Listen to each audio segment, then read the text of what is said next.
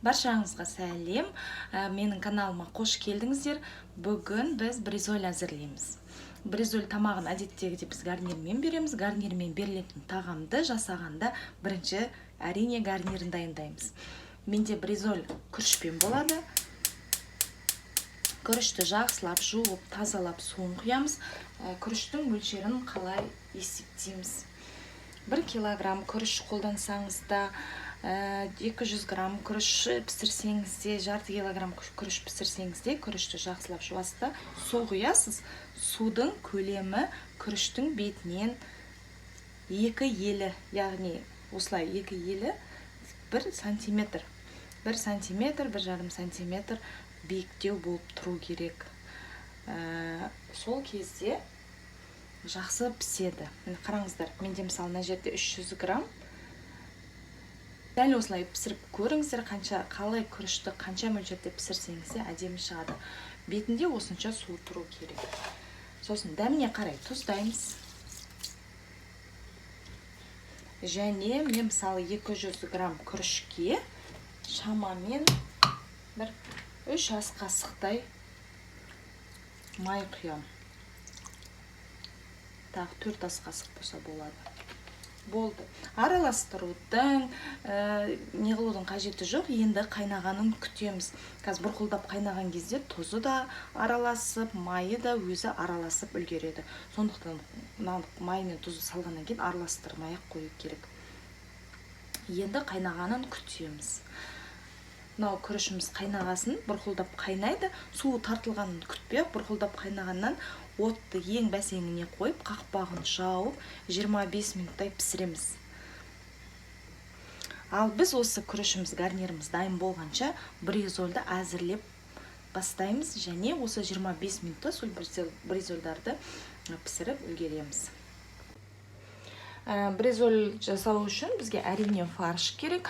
Фарш менде сиырдың етінен, және фаршты міндетті түрде бризольға жасаған кезде мясорубкадан 2 қайтара өткізіп алыңыздар. Сол кезде фарштарыңыз жұмсақтау, котлеттерді негізі кез келген қандай котлет болмасын, фаршты мясорубкадан 2 рет өткізіп алсаңыз әдемі болады. Енді осыған біз тұз қосамыз, қара бұрыш қосамыз, паприка қосамыз. Мінекей қыздар, дәміне осылай толтырмай 1 шай қасық паприка қосамыз. Дәміне қарай қара бұрыш. Мен шамамен бір осынша қостым. Так, кішкене қосса болады. Енді мен тұзды тамаққа видеоларды байқасаңыздар, қолмен қосамын. Қолмен қоссам, тұзын сезіп тұрам. Енді болды. Басқа еш нәрсе қосудың қажеті жоқ. Қаймақ қосудың. Егерде менде майлылау фарш міне көрініп тұр. Майлылау фарш. Егер сіз майды жақсы көрмесеңіз, вдруг да кішкене 1 ас қасық, 2 ас қасық қаймақ қосып жүрсеңіз болады. Котлеттеріңіз сочный болады. Ал менде май бар, қаймақ қосылсам да сочный, сондықтан ондай қоспаймын. Енді осыны араластырамыз. Сухарик, басқа нан, ондай нәрсе қоспай-ақ қойыңыздар. Араластырамыз.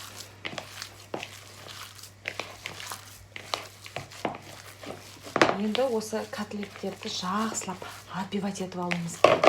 Отбивать еткен қылы кәдімгідей аласты бүйтіп дейсіз.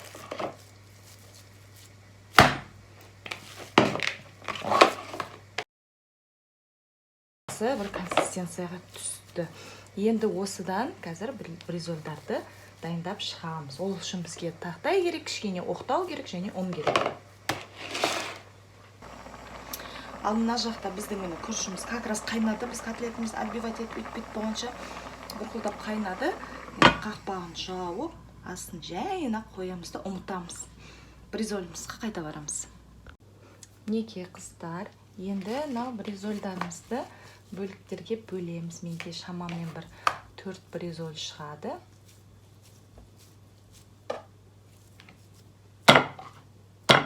Өстіп қақтырған кезде шашырап кетпеу керек. Көрдіңіздер ме? Енді бізге тақтайымыз дайын. Осыған тақтайымызға ұнды себеміз. Аямай себеміз. Осыған котлеттерімізді қойып, чұқалап, жайып шығамыз.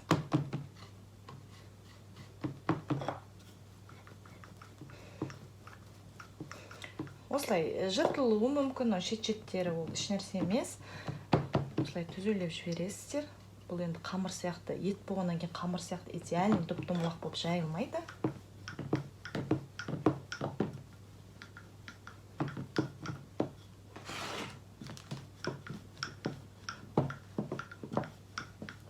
Мінекей. Болды. Осындай талшынада жайдық. Енді жұмыртқамызды дайындайық. Мінекей. 4 котлетімізге 4 жұмыртқа кетеді, иә? Қоя тұрайық. Жұмыртқамызды аламыз. Жарамыз. Жұмыртқаны тұздаудың қажеті жоқ. Котлеттің өзінің тұзы жеткілікті болады. Және қазір котлеттің ішіне соус жағамыз. Соның тұзы жеткілікті болады.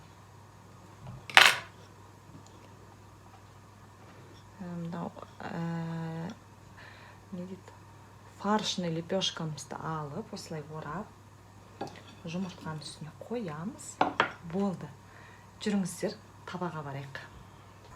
Неке қыздар, табам қызып тұр. Мына жақта күрішім пісіп жатыр әлі. Қазір мына 4 бризольді пісіріп болғанша ол күрішімізде піседі. Енді қалай жасаймыз? Майымыз қызып қалды. Енді осы бризолімізді үстіне әдемілеп бұлай табаға салып шығамыз. Болды. Мына бір жағын қуырамыз, екінші жағын қуырған кезде отын сәл азайтып, ұзағырақ қуырамыз екінші жағын. Бірінші жағы жұмыртқасын сәл піссе болды.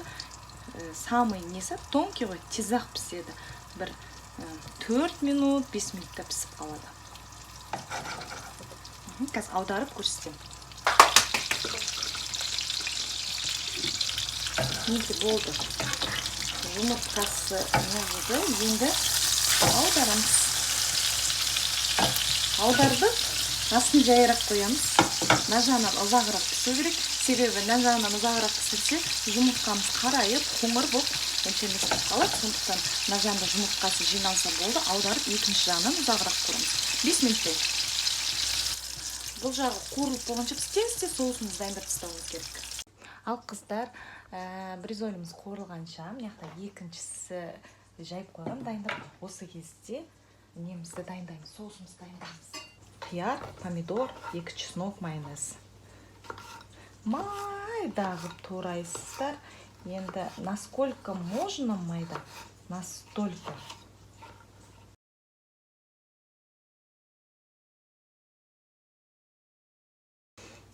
Бризольдің соусына чеснок қоспаса, білмеймін, мен үшін это уже не бризоль. Бризоль міндетті түрде қосам, сондықтан бризольдің мөлшерін өздеріңіздің талғамдарыңызға қарай өзгерте бересіздер. Енді осыған ала салайын, уже керек емес бізге. Енді осыған біз майонез қосамыз. Ой, ауаға кеткен. Майонез қосамыз. Және обязательно қара бұрыш. Обязательно. Енді сәл ғана ғой. Араластырамыз. Міне қыздар, соусы дайын. Бризольдің ортасына тура осындай соусты жақсаңыздар. Бризольдарыңыз керемет, сочный, бір күшті болып шығады енді. Осындай соуспен міндетті түрде жасаңыздар. Дәмі күшті болады. Бетіне кетчуп, майонез жағып жегенше, ішіне осындай соус жасап жесеңіздер, 1000 есе артық. Қазір бризоль дайын болды, алайын. Неге қыздар? Соусты неге тез жасадым? Бризольді ыстықтай орау керек.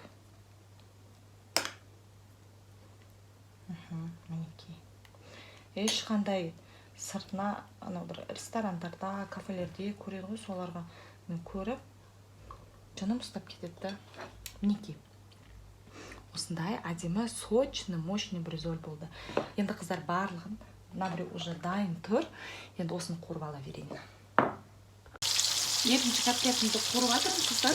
Негізінде 2 сковородка қуырғанда менің газыма сыймайды, газым кішкентай.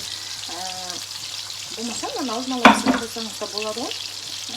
В общем, 2 сковородка. Мына жаққа бетін пісіресің, мына сковородка таза болып тұрады да, сәл-сәл қуырасың. Екінші сковородка өстіп қойғанады. Енді қонақ келгенде, енді тапсырысқа жасаған кезде, сөйтіп әдемілеп, қазір бізге болады үйде, көрдіңіздер ме? Уже ана асты қуырылды ғой, майын бұлғанды. Сондықтан сәл-сәл бризольдарын істеғанады. Әйтпесе 2 сковородка алыңыздар, маған жайлап сарысын пісіріп аласыздар да, маған аударып екінші жағын пісіресіз. Сол кезде сап-сары әдемі болып шығады. Екінші жағы пісті. Көрдіңіздер ме, бризоль қандай тонкий. Енді осыған дереу ыстық күйінде соусын жағып, орап тастаймыз. Мінекей қыздар, бризольдарым дайын болды.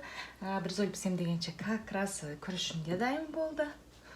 Енді ыдыстарға саламыз.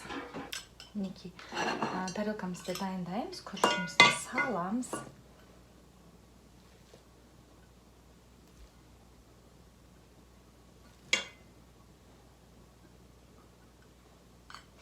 Күрішті кәдімгі пиалайға салып, өстіп не қылам.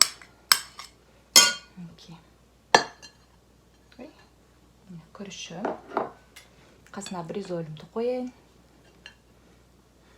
Енді қасына қазір осындай азғантай зеленді қойып жібереміз. Соус заправлять етеміз, өзіңіз любой, үйіңізде қандай соус бар. Менде особый соус құрамында оливковый май, тағы да специялар бар. Осыны қасына қоямыз.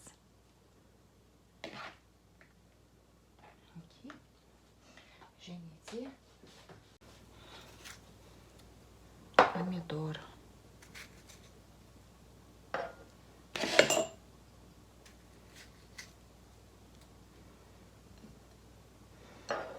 Это так. Болды. Кешкі асымыз дайын, қыздар. 25 минутта осындай дәмді кешкі ас әзірлеуге болады. Еще қандай кешкі ас? Ресторанский, былайша айтқан кезде, кешкісінде тамақ істеймін деп басыңыз ауырып отырған кезде апай-топайын шығарып, осылай тамақ істейсіз. Қазір сіздерге бризольдің несін көрсетейін, срезін. Мінекей қыздар, қараңыздар. Сочный, ішінде былай неғысы ішінен бүйтіп, сок шығып тұр, керемет. Бетіне ешқандай майонез, кетчуп жағудың қажеті жоқ. И так та сочный, керемет бризоль. Баршаңызға ас болсын. Рецепт ұнаса, каналыма тіркелуді ұмытпаңыздар, лүпіл басуды ұмытпаңыздар, және әдемі пікірлеріңізді қалдыра отырыңыздар. Алдын ала баршаңызға рахмет, сау болыңыздар.